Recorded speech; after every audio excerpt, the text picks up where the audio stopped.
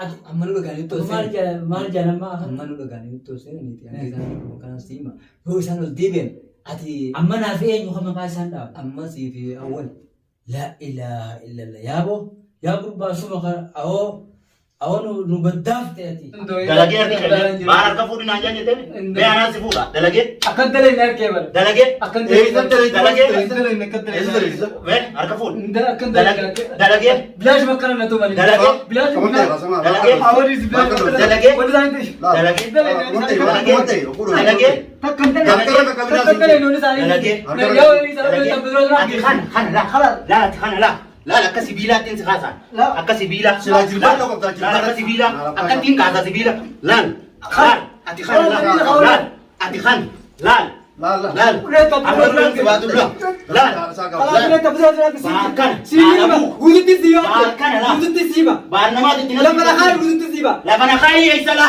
la kan la wuduti siba wuduti siba kan la ko mana chesa akka sibiila sikasa barkhalat na bana khay injir na bana khay wuduti siba akka Ijaan lafa deemuu nama natti sina mana kana keessatti. hala fataatu wadi Akkuma gabbate kan tafa gabbate akkuma gabbate Bello. amma ko so Bello.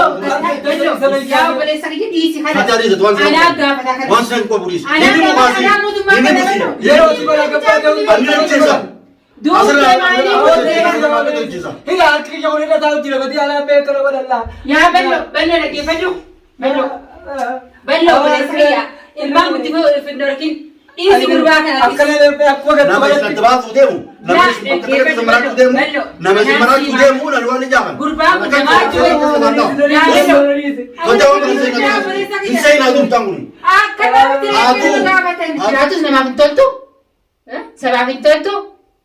Anta ilmaan kee tajaajilfeetii teetiif yaaddu ati.